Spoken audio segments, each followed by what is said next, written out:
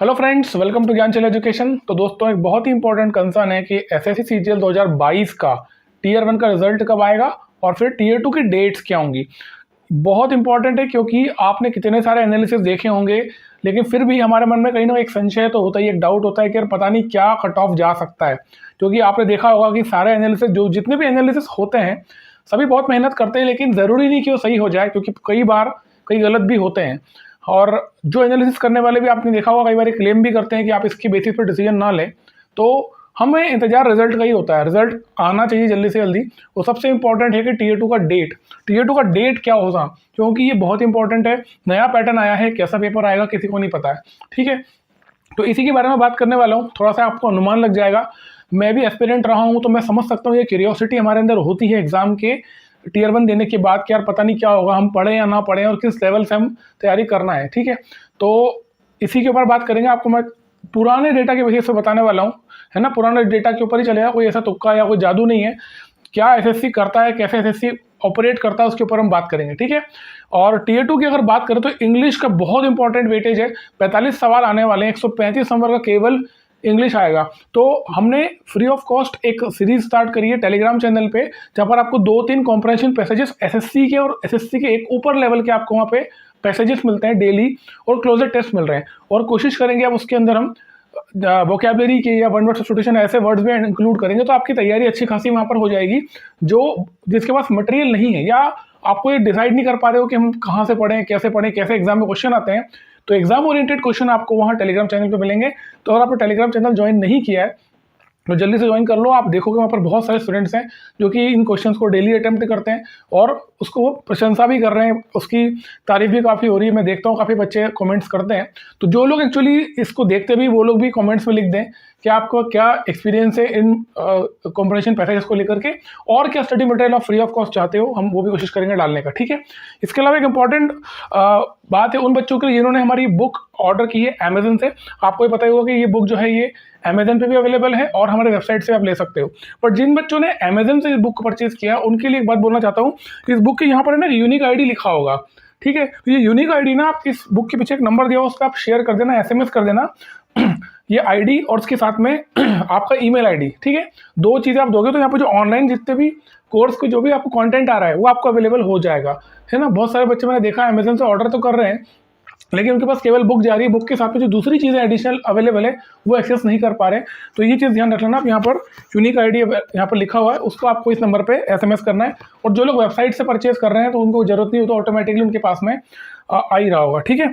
और बुक काफ़ी रेलेवेंट है, कंप्यूटर आपको पढ़ना ही है किसी भी कीमत पे, आप उसको अवॉइड नहीं कर सकते। केवल क्वालिफाई नहीं करना, मैं बता चुका हूँ। 12 पोस्ट ऐसी है जिसमें कंप्यूटर में आपको अच्छा स्कोर करना पड़ेगा अगर आपको वो वाली पोस्ट चाहिए। 12 पोस्ट मतलब कौन कौन सी? ASO in MEA, GST inspector, examiner, preventive officer, ASO in AFHQ, postal assistant, sorting assistant. इस प्रकार की 12 पोस्ट ऐसी है जहाँ पर कंप्यूटर में हायर कट ऑफ रखा जाएगा एसएससी के द्वारा। तो इसको पढ़ना जरूर। और मैंने ये पूरा सिलेबस डिजाइन किया है एज पर न्यू पैटर्न। ये जनरल बुक नहीं है कि बैंकिंग के लिए भी हो गई या कैट के लिए हो गई, ऐसा नहीं है।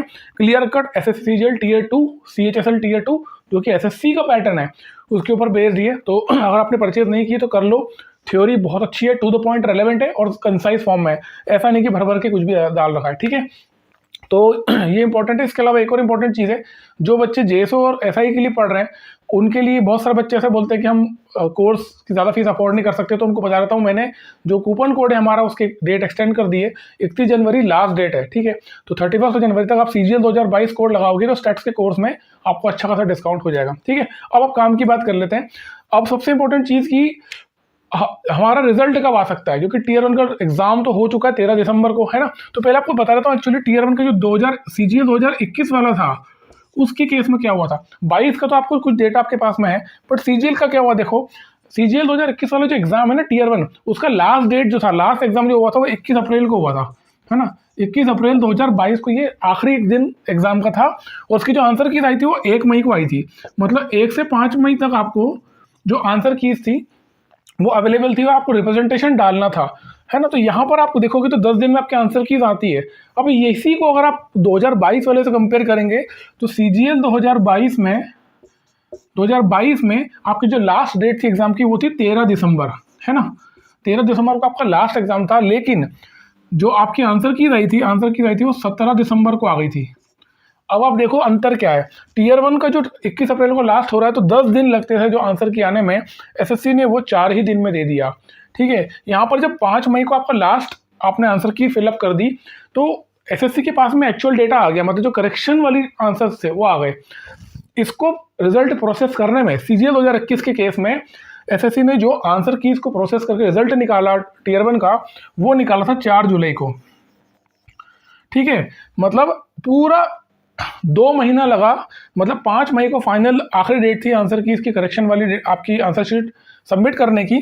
उसके 2 महीने बाद एसएससी ने टीयर 1 का रिजल्ट निकाला और 8 अगस्त को उसने एग्जाम ले लिया टीयर 2 का, है ना। तो आप अगर देखोगे तो रिजल्ट को प्रोसेस करने में पूरे उसको 2 महीने लगे थे।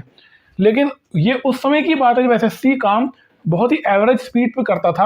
अगर आप देखेंगे तो 10 दिन लग रहे हैं जहाँ पर, और 1 महीने में एग्जाम हो गया। मतलब जैसे 4 जुलाई को रिजल्ट आया, तो 4 जुलाई को रिजल्ट आया और 8 अगस्त को एग्जाम हो गया। क्योंकि जब रिजल्ट आता है ना, तो उसमें कट ऑफ तो आती है, अलग अलग जो लिस्ट होती है, कट ऑफ तो आएगी, लेकिन कट ऑफ के साथ साथ उसमें एग्जाम की टीयर 2 के एग्जाम की डेट भी आ जाती है। ठीक है, और इसकी अगर बात करें तो 4 देखो 2022 वाले एग्जाम में 4 दिन में ना आंसर कीज दिए। आज 30 जनवरी हो गई है, मतलब लगभग 1.5 महीना हो चुका है और अभी तक आंसर रिजल्ट नहीं आया। तो मुझे ऐसा लगता है कि इस वीक पॉसिबिलिटी है कि दिस वीक आपका रिजल्ट आ सकता है ना। ये अनुमान जताया जा रहा है। पर एक बात मैं बता दूं, ये श्योर नहीं है कि रिजल्ट कब आएगा। एक बात की मैं आपको श्योरिटी दे देता हूँ, जब भी रिजल्ट आएगा ना, उसके एक मंथ में, उसके 1 महीने में आपका एग्जाम कंडक्ट होने वाला है।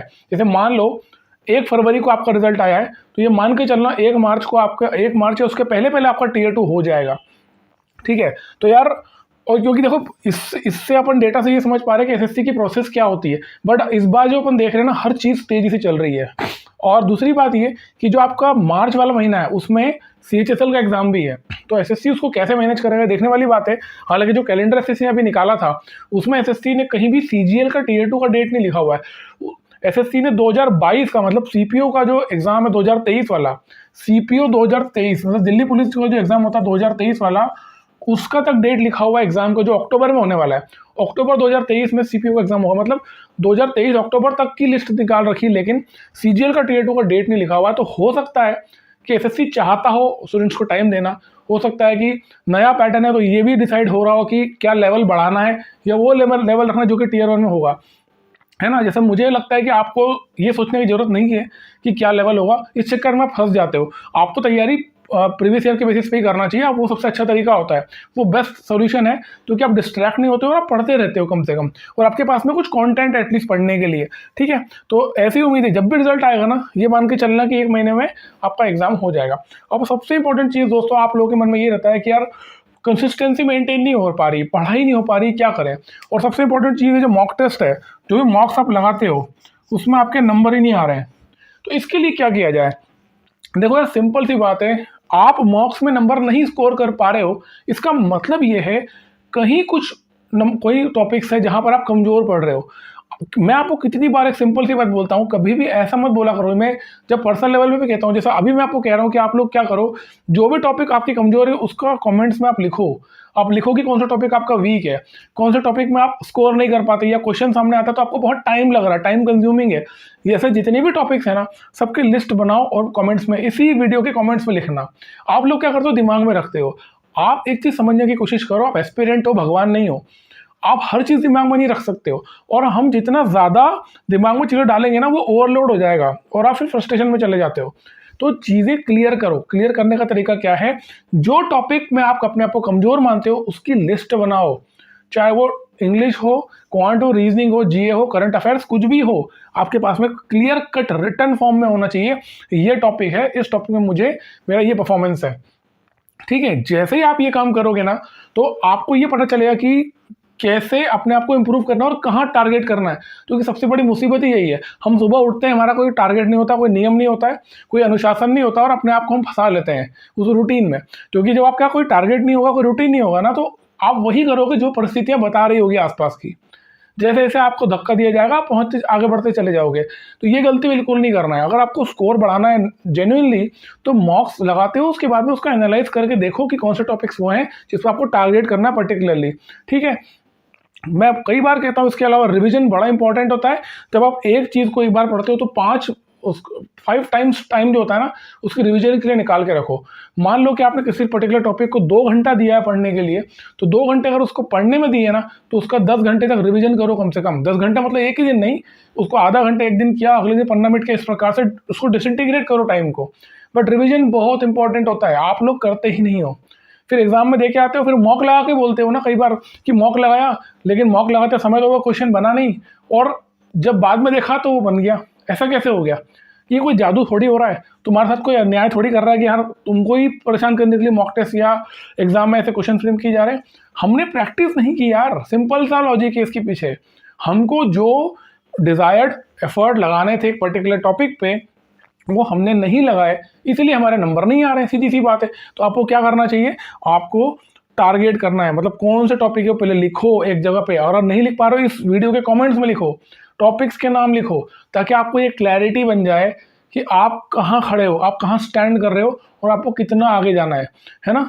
ठीक है। और जब तक ये नहीं करोगे ना, आप इम्प्रूव कर ही नहीं पाओगे।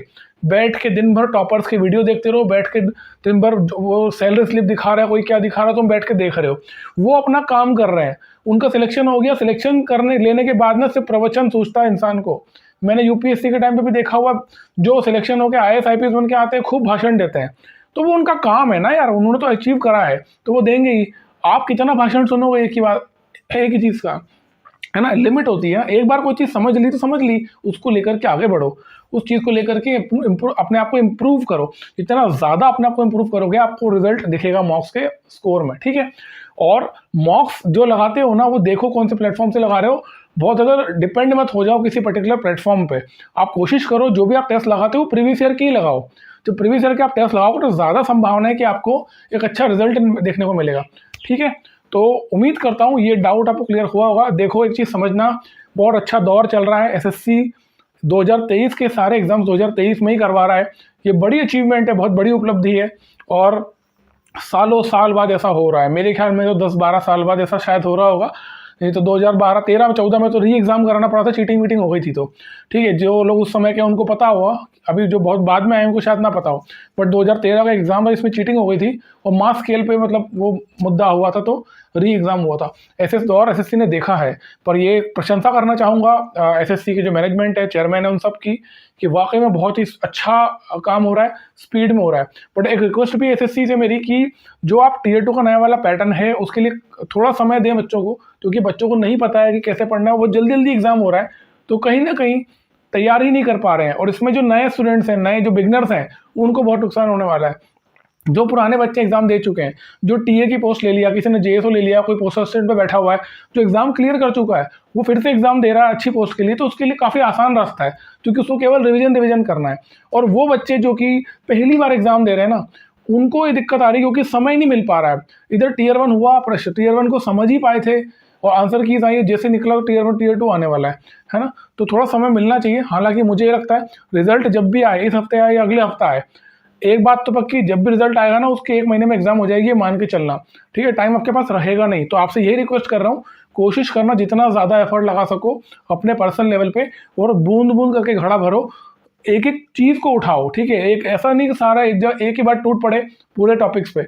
एक टॉपिक का एक हिस्सा उठाओ, उस पर फोकस करो, उसको स्ट्रॉन्ग करो, फिर आगे बढ़ो, है ना? ग्रेजुअली आगे बढ़ोगे तो इम्प्रूवमेंट होगा भी, कॉन्फिडेंस भी डेवलप होगा, ठीक है? और बहुत ज़्यादा परेशान नहीं होना चाहिए। हालांकि मैं समझ सकता हूँ कि जेन्युइन है कि हमारे मन में कंसर्न चलता है कि डेट कब आएगी या रिजल्ट कब आएगा, बट उससे हमारी पढ़ाई हैम्पर नहीं होना चाहिए, ठीक है?